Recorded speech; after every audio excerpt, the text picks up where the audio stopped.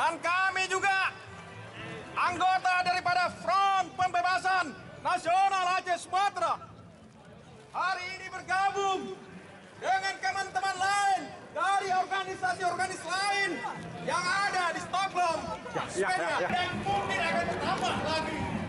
Maka dari itu, bangsa Aceh sudah saatnya keluar daripada Indonesia.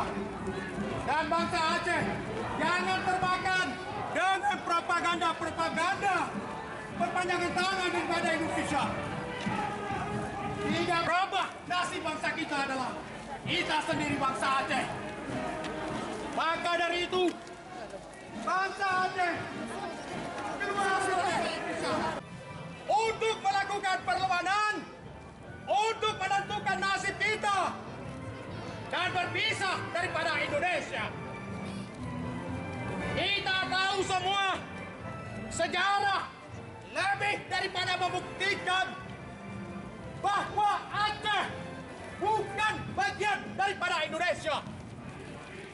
Dan di sini jelas-jelas Indonesia telah merampas kemerdekaan kita dan merampas kekayaan alam kita dan membunuh bangsa kita dan mengusir bangsa kita dan menukar balik kata sejarah kita sehingga hari ini kita memberi kabur semua. Maka pada hari ini, tepatnya tanggal 1 Mei, kita mengulangi kembali. Aceh wajib keluar daripada Indonesia. Dan hari ini bangsa